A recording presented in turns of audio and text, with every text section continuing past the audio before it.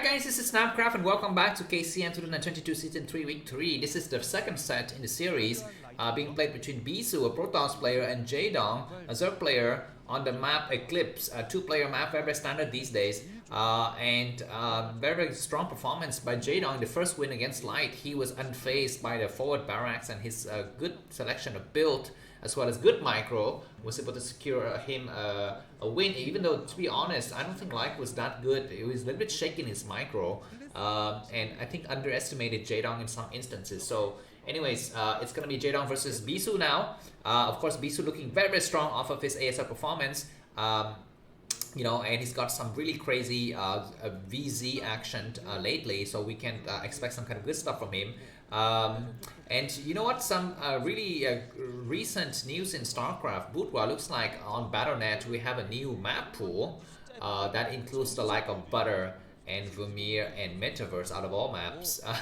And what else is on that? I think Allegro, so all of your standard ASL maps are there except for this season's new maps. Yeah, but anyways, yeah, definitely go and check out that season. Although people have been complaining that you know, those maps that are on the new ladder is a little bit old version, so outdated. So for example, Butter they're still running with Butter 1.4, whereas we have Butter 2 now. To be honest, I don't really understand this kind of situation because I'm not that good to tell you the differences in the maps and how it affects my gameplay. Yeah, but anyways, looks like Bisu's gonna fake a pylon cannon rush here behind the middle line of Jaedong. Jaedong has gone for what looks like a 9-10 pull after this 9 hatchery. It's a really weird decision for him there. But anyways, there's gonna be another drone following up. But looks like Jaedong is unfazed from what Bisu has tried to do, because he's not sending more than just a single drone, and that drone is not even going to that side of the map. It's gonna go directly towards the 1 o'clock position just to go for an additional hatchery. Bisu sent out his first alert, immediately scouted by the Overlord.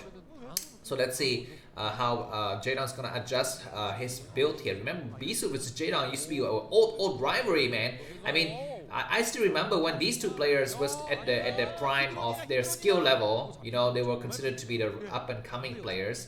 I still remember those days because I'm quite old as well. But now these guys look like dinosaurs to the like of Royal and maybe JYJ in terms of age. And who's that young Protoss who's been playing? He's almost not professional. His name is something like Sick or something like that. But anyways, we have the first Zealot harassment coming in here. 6 Zerglings is way too many. But very good for Bisu to take out immediately.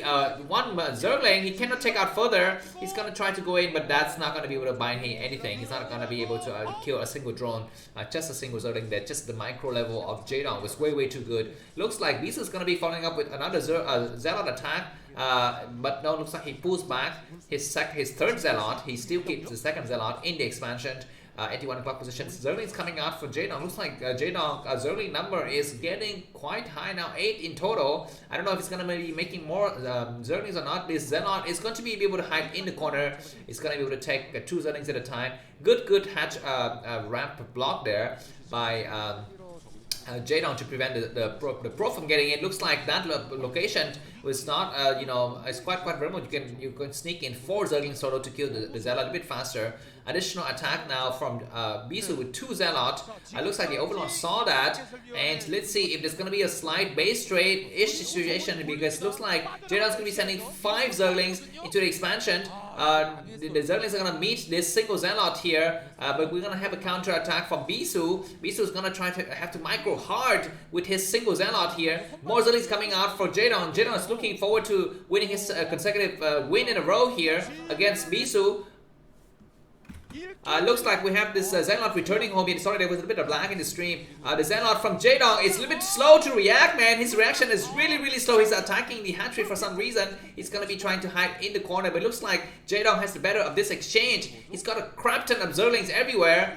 This drone, I'm not so sure what it's doing exactly out there, but now the cannon's gonna be up with the core as well. So it looks like Bisu is not missing a beat. He's trying very hard to keep things in order as the cannon is morphing. He needs to put another probe, I think, to make sure that the Zerglings cannot do a kind of crazy run by. Looks like the cannon is going to be in now, and Jaedong will have to retreat. He's got a ton of Zerglings, however. I'm not so sure he's going to be able to commit with this rush or not, or keep at this level of aggression. If those Zerglings try to focus fire on the gateway, it might work, but maybe Jaedong is he's gonna be thinking that, you know, there's not gonna be enough Zerglings to complete the job. He's tech up to Spy, however, so he's gonna be playing for the long game, but with the core finishing early like this, looks like the Stargate is going to be almost done, so Bisu is not going to be missing any beat with his core set production. He's going to be able to, I think, take out at least 1 or 2 overlords and then return home and then just play for the long game from there. Looks like Jaedong is going to be sending his Zerglings to the 4 corners of the world here just to check the situation in the other bases and, you know, prepare for his 4th hatchery if he plans to plant it outside later. It looks like he's going to be going for 4th hatchery here in the expansion to begin with, and then he's going to be taking Evolution Chamber. No, that's going to be a Hydra Dent. And so this is a, you know, Spy plus Hydra Dent build. So he's hoping to catch Bisu a little bit off guard. If Bisu sends the first courses into the main and sees the Spy, he might be, you know, forced into thinking that I need to return home as soon as possible. And Jaedong might follow up with just a crap ton of Hydralisks, and that might be the end for the Protoss defenses in the front door if Bisu is not careful. Looks like the 5th hatchery is going to be going up at the 1 o'clock position here. The course is almost halfway done towards the destination. All of the overlords are kind of spread out all over the map. We have one at the 12 o'clock position, exactly at the 12 o'clock hour. Looks like Bisu's missing the Hydra Den, man. He's going to be going directly into the main. He's going to try to take out the... oh my god, he's going towards the other side, and he's going to be able to see everything, but he's not going to be able to see the Hydra Dent. There's going to be another overlord here at the, what is this, 6 o'clock position. Another Zealot getting surrounded. Looks like Jaedong is playing really well today, knowing exactly what to do at every single moment. Catching another overlord on this other side and hoping that they're going to be able to return safely before the Scourges get there. Looks like it's going to be very tight. Bisu needs to move in courses right now. He sees the Scourges, so at least going to be having an idea of where exactly to go. The Scourge is going to try to intercept. Bisu needs to go all the way to the left side of the map. Looks like the Zerglings are going to be trying to intercept this chain of Zealot coming here. It's going to be better for Bisu to have a hold position on this high ground. Looks like he's gonna try to get a hold position on. The hold position is not perfect, but it's okay for the time being. There's a small gap there, but Bisu is going to be able to close the gap with one of his Zealots. And I guess he's going to try to get as much surface area as possible. We need to go and hide behind the mineral line. 3 more Zealots going to be getting inside the main. What happened to the Corsairs? Looks like the Corsairs were able to get home successfully. Zealot coming out and immediately seeing the Hydra. He didn't attack now. The attack was good. Looks like Jaedong is not responding. He's going to be losing the first Hydra.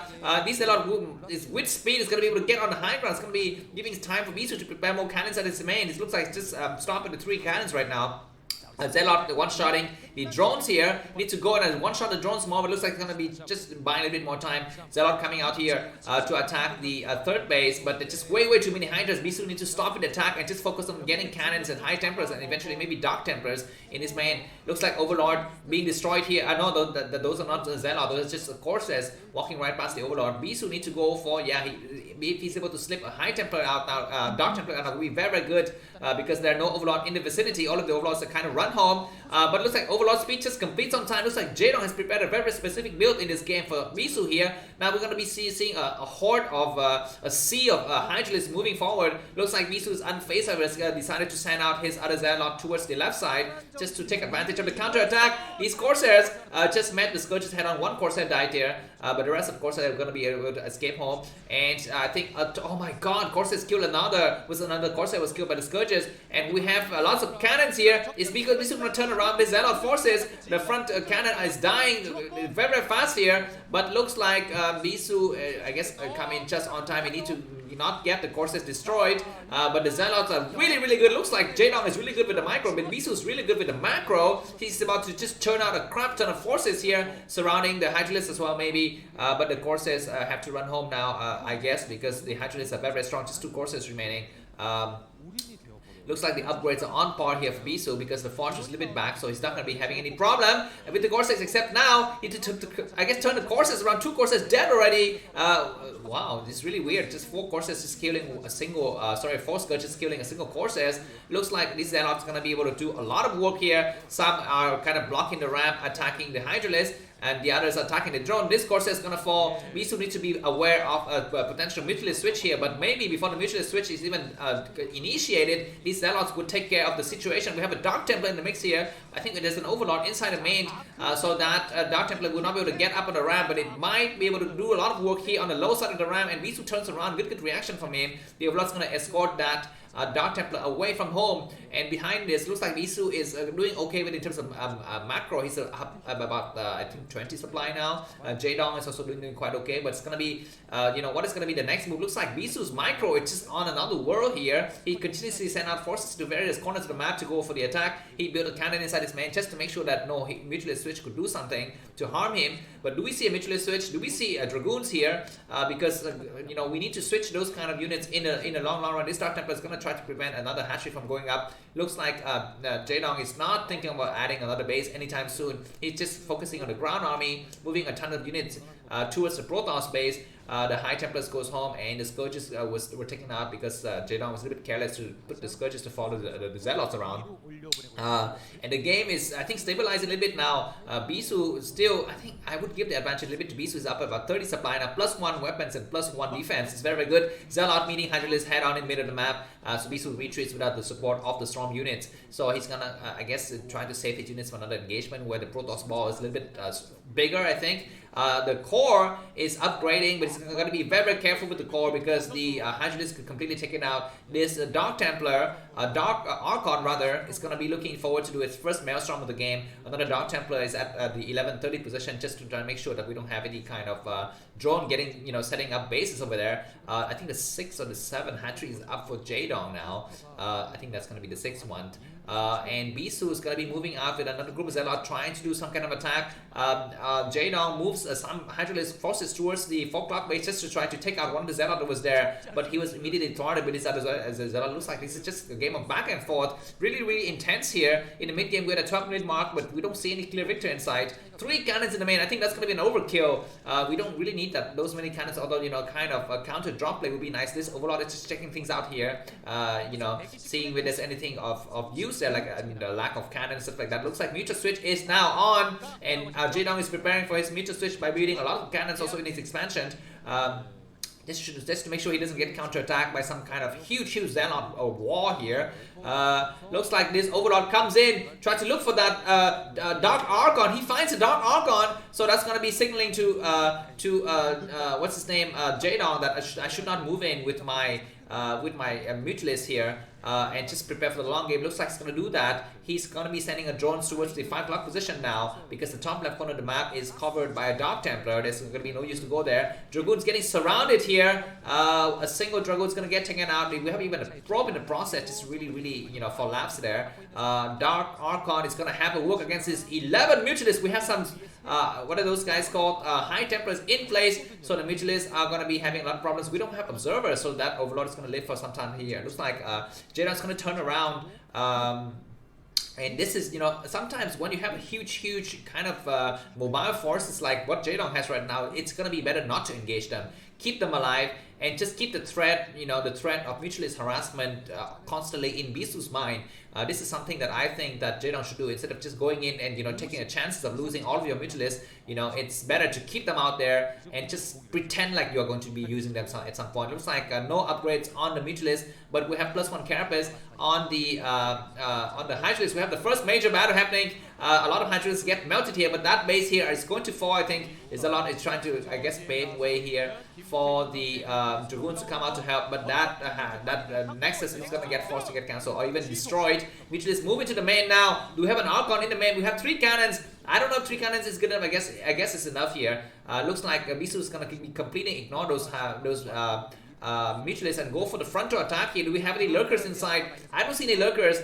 So looks like Jaedong will need to have to make do with this amount of forces he has. +2 armor and +1 weapons. Very, very strong upgrades. Advantage in Bisu's favor. He's got a lot of storms. His Maelstrom hasn't been casted. He probably saved that Maelstrom for the mutualists when they come back later. Looks like the mutualists are a little bit busy in the back now, just taking out this pylon here. But we're going to have the first frontal attack, and it's going to be the time for Jaedong's mutualists to go back here, and the Dragon need to move forward a little bit. The Zealot need to move past the hatchery, man. Just don't really need to focus on hatchery here, and the Archon needs to move back in preparation for the mutualists. It looks like mutualists are in transition now in the middle of the map. A lot of Zealot comes in. Bisu has about 173 supply, 60 supply advantage compared to Jaedong, and he's gonna bridge this area out here. The mutualists are just standing here. I don't understand the reasoning behind Jaedong's move. He's not moving his mutualist back. He's gonna use his mutualist for some kind of counter attack, maybe in the main. There's a lot of Zerglings attacking Bisu's front door as well. Let's take a look at that. is Bisu gonna be able to, just clear this base? Looks like he's not able to clear this base, and Bisu breach Jaedong's expansion. He's gonna go up the ramp. His Zealot needs to move up the ramp. His Dragoon is gonna be better to stay down the ramp, take out the Spire, take out the Queen's Nest,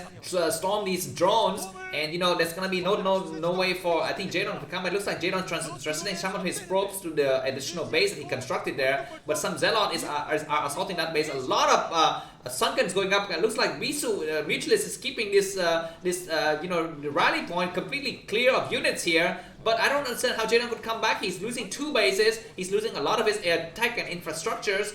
He's losing hatcheries, so he cannot be producing more than just a small number of forces at any single point in time.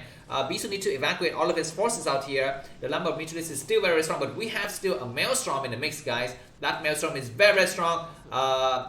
Zealot moving up the ramp here just to check out the situation. We can get some storms here. The storms are very nice. Some of the lurkers try to go back, but unsuccessful. And this is gonna be the end, because the last, I think the last,